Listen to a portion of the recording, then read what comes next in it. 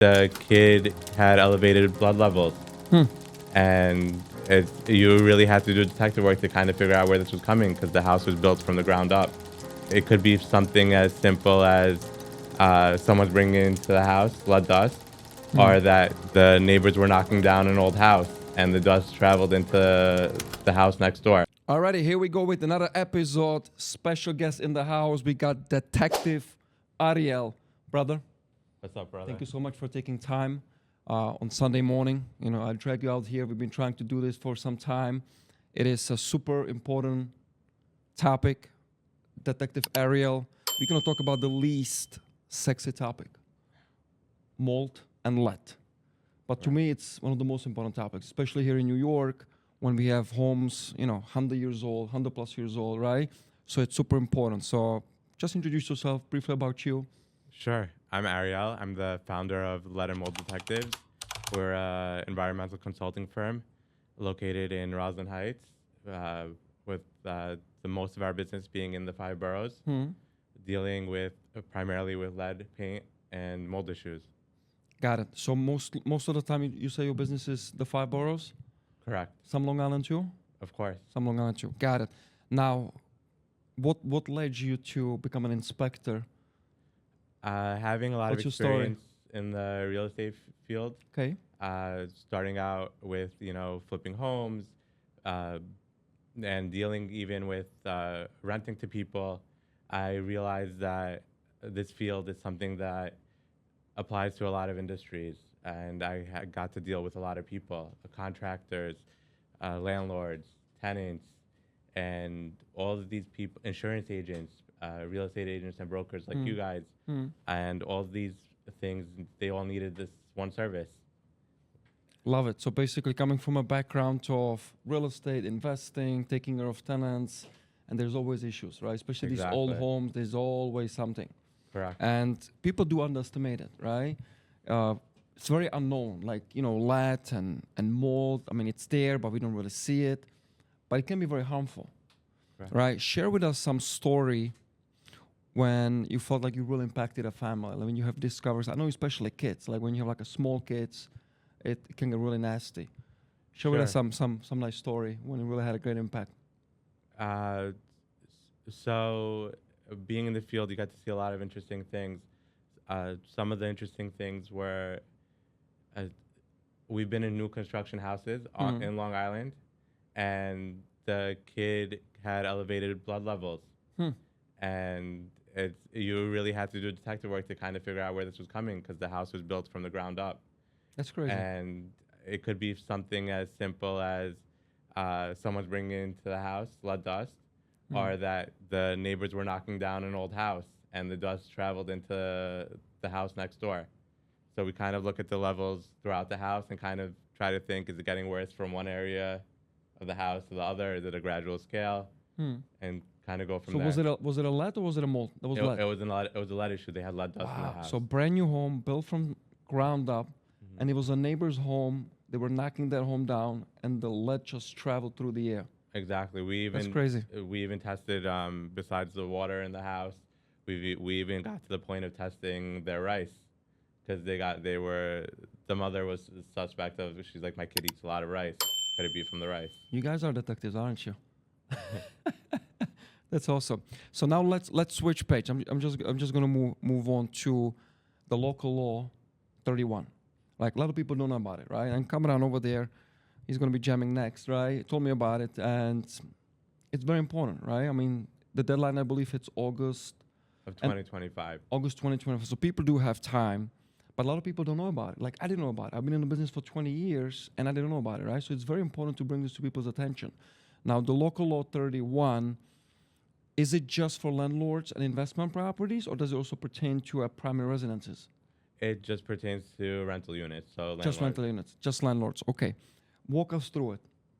Sure. So local law 31 requires landlords of all rental units to do XRF testing, which stands for X-ray fluorescent. Got it. And every painted in the house gets tested for lead.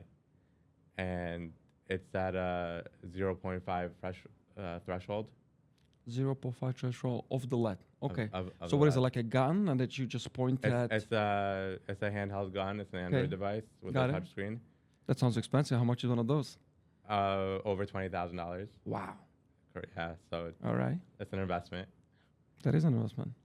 Uh, And this is interior, exterior, walls, frames, windows, all of the above. It's interior. They started out having every unit tested, and now they added common areas too. So common areas are tested as a separate unit. Everything gets tested from walls, doors, baseboards, even a kitchen cabinet, closet shelf, window Wow. frames. Now, do you have to also go in a basement, or would it be just where the habitable spaces are? Where the habitable Okay. units are. Got it. Now, how long does inspection like this takes? Depending on the size of the unit, anywhere from an hour to 2.5 hours. I'm not curious. I mean, you guys do these all the time. What's the percentage of actual homes having lead? It really depends on if The neighborhood, the age of the home? place has been renovated at all or not. Even in those cases, sometimes people think, oh, we've renovated our place, but just painting over the wall doesn't get rid of the lead. The gun actually tests through up to a little bit over, up to a half an inch almost. Wow. So I would say with buildings built before 1978, I would say about, it would probably split evenly half and half. That's not bad. I would be expecting it's going to be worse. So anytime you see like these old plaster walls, right, you already know, it's most likely going to be there. It's most likely going to be. And when you have like a new sheetrock wall, right, and you said 1978, explain the date. What's so important about the date? You said pre-1978, right? Correct. So lead paint wasn't used anymore in construction after 1978. Okay, so basically there was no lead in the paint, so anything post-1978, built post-1978, you don't have to test it? Is that what it is? Or? Correct. Okay, good. Good. So, I mean, there's not too many homes built post-1978 unless it's new constructions. What would you say is the percentage of the homes built post-1978? Very small. It's small. The issue becomes in that a lot of landlords have added, let's say, floors on top of their building and done conversions. Got it. So they feel like they don't need to do the testing because they're like, oh, in the year 2000, I added 3 floors and the whole building was gut renovated. In reality, in all likelihood, the building doesn't have lead, but the city still wants to test it. It goes by the C of O of the building. If the C of O was issued before 1978. Now, in terms of the health issues, right? Let's stick to lead first. Why is it so bad? What does it do? Lead is an issue more so for children than adults, but Okay. it's lead dust usually, or it could also be in the water in the pipes, is inhaled or digested by kids. It could also affect adults. It's bad for you because it could cause a whole bunch of issues, cognitive, respiratory issues, reproductive issues. So it's serious. It's a serious stuff. And you said, that's interesting, you said that can be also detect from the water. So even the pipes. Some of these buildings have old pipes that contain lead. And another issue is we actually get hired a lot to test waters in daycares. And that's also one of the laws that New York City passes on to. Yeah, that's a scary stuff. I did read an article, like, especially kids before 6 years old. That's the threshold, yeah. That's the threshold, right? Cool. In terms of the homeowners, right? Do you guys take care of the whole process, start to finish, with the application and the certification? Is it like a one-stop shop, or how many steps are actually there to really satisfy this law? Yeah, so Local Law 31. So the goal of the law is to actually get your unit lead exempt. What that entails is that you're going to be exempt from all lead laws. Right now, landlords are supposed to be doing turnover testing between renting units. They're supposed to be doing testing for lead. All the time. So if I have a tenant that just moves out and you get a new one, you're supposed to be testing for lead in between. Wow. Unless you get it lead exempt. you're supposed to be doing an annual notice where you're asking the tenants if they have a child under 6. Hmm. Guys, I hope you're taking notes. This is a lot of good stuff, right? So if you got a child before the age of 6, when do you have to test? Do you have to wait till the deadline? You have to test immediately? If you have a child under 6 that resides in the unit or was born into the unit, you have within 6 months of the child residing in the unit to get it tested. How do they enforce it though? Because I'm sure if I don't know about it, I'm sure tenants don't know about it, right? So they enforce it in 2 ways. HPD has people on the ground, and Got it. also if you have a tenant who has an issue in their apartment, they'll call HPD. What does HPD stands for? Housing Preservation Department. Okay. And another way that's enforceable, unfortunately, if a child does have lead in their blood, elevated lead levels, when the child goes to the pediatrician and they do their blood test annually, They look for it. Is the one of it's the one of the tests that the doctors for. It's like standard. It's not, you don't even have to ask for it. They just do it. And if the child tests positive, they are mandatory to report to the Department of Health.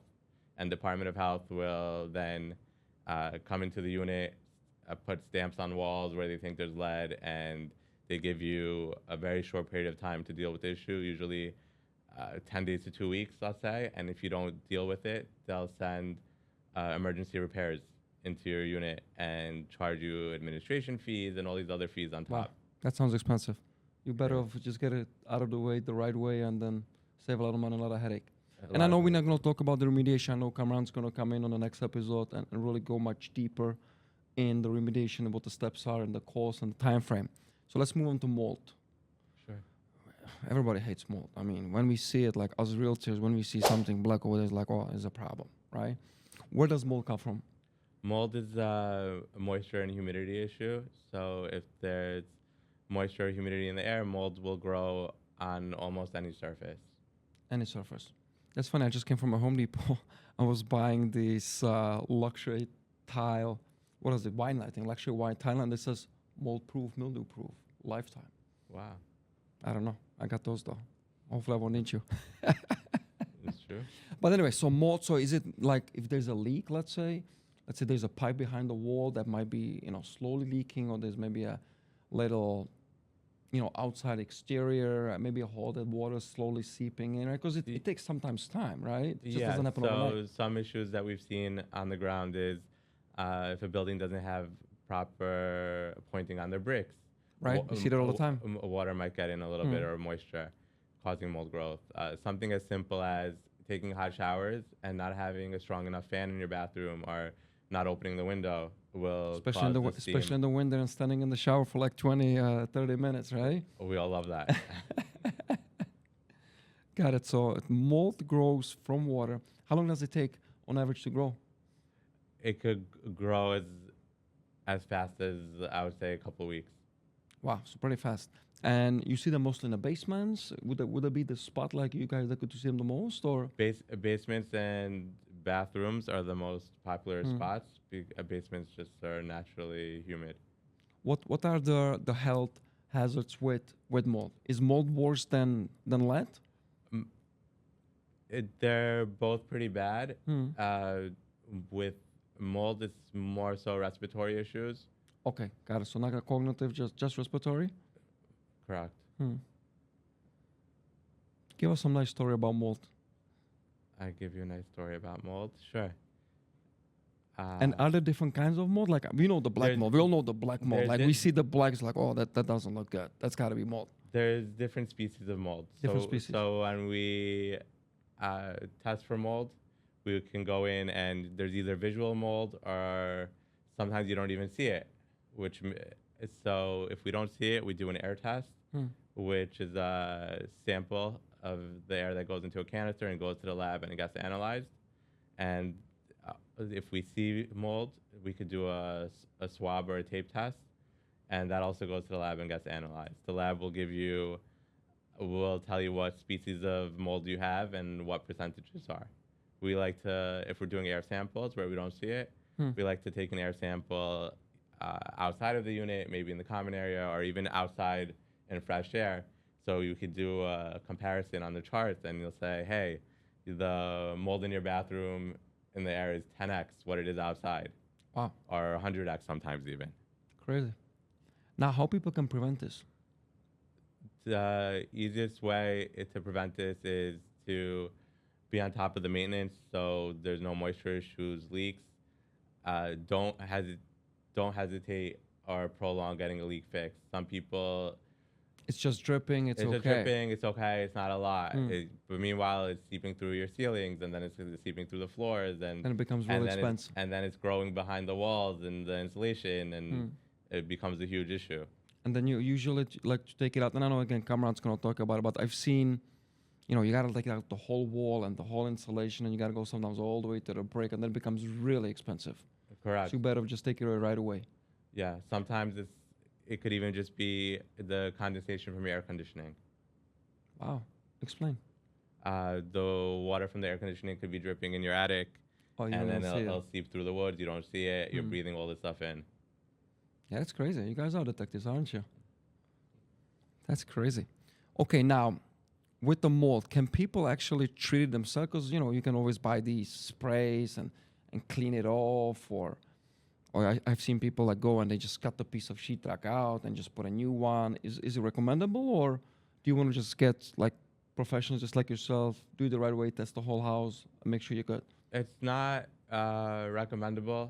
It's not ideal because when fumigation is done by a professional, there's other steps involved. They'll fumigate the air. They have air scrubbers. They have something that they call a bomb, which fogs up all the air in the unit after to kill any spores that are in the air. Removing just the visual mold is kind of like a Band-Aid, or just, I was just gonna say that. it's not really getting to the So core of the it's issue. super temporary, but you got to get to the core of the issue, which is usually determine where the leak is coming from, Correct. and then taking care of everything. Would you say you see more mold problems or lead problems? It depends on the areas a little bit. Hmm. We it's- w- we see more mold problems because that kind of affects all residents, and not Is just it, is it, not be- just is it older because residents. is it because it's probably more visible too, right? Like you can see them all. Correct. Like with So the lead, it's like so unknown. Like where's the That- lead? I don't have a lead. What are you talking that's about? what makes But it scary, yeah, but the mold is like okay, something's going on over there. and people are more prompted to take action because they see it. That makes sense. Yeah, that makes a lot of sense. Now, before we conclude, this was great. This was a lot of good stuff, and I know I go rapid fire on you. But Where people can find you, I think it's easy. Was the moldandlight.com? we're lettermold.com. Lettermold.com. The name of our firm is Letter Mold Detectives. Letter Mold Detectives. You guys are in Roslyn. We're going to obviously drop your number below. I know you have a Sure. bunch of great inspectors always available to go out there. Now, with the local law 31, and a lot of people don't take it seriously, right? How seriously do they have to get it done by the August 2025? So the city actually mentions that they're gonna fine landlords $1,500 a unit for every unit that's not tested. Per unit. So if I got four units, that's $6,000 right there. Correct. Got it. And the certification is going to be uploaded somewhere in the system so they know it was actually inspected and So, certified. What we recommend to people is that if the apartment comes back lead free, to get the exemption because it alleviates them of a lot of responsibility. And that exemption is for 1 year. The exemption is forever, Really? as long as So even though I get the exemption, now one of my old tenants just moved out, I'm getting a new tenant, I don't have to ever test you don't it have again. to test again. All right, so Correct. that's the way to go. That's the way to go, for sure. So you guys need an exemption. All right, cool. So we're going to drop your phone number. Hopefully Sure. we'll get some appointments going. We'll save some lives. We'll save some health. Anything before we conclude? Any final thoughts? I'd like to share one more story. Of course. Stories are the best. A lot of times people want to take care of things themselves. So let's say on a brick wall, either an exterior or let's say a fireplace wall that's painted. Hey, my building's old. It probably has lead. Let me take a sander and sand it. Oh, that's or let me oh. take the power wash machine outside and power wash it off. And in their mind, they think they're getting rid of the lead. But if they take a sander to it inside, they just expose all the particles in the air And then that goes everywhere. that goes in everyone's lungs, everyone's breathing it in. Wow. And outside, you're like, oh, it's outside. I'm going to power wash it off. We'll clean it off. It ends up going in their dirt, in their soil. They contaminate their soil. That's crazy. And if they grow vegetables in the backyard, even if you don't grow vegetables in the backyard, you can just play soccer. It becomes a much bigger issue than if it was intact. That's such a good story. So people think, actually, I'm going to save a couple of dollars. I'm going to do it myself. But actually, you can contaminate the whole house now. Or the whole building even. It's, yeah. Yeah, don't do that, guys. Don't do that. Call Detective Ariel. Detective Cameron is right there. He's going to be going next. Brother, this was great. Thank you. It was great here. It was great being here with you, and thank you for the opportunity. Anyone who's going to reach out to us from Roger's podcast, we'd like to extend an offer where we'd include their lead exemption application in the process for free.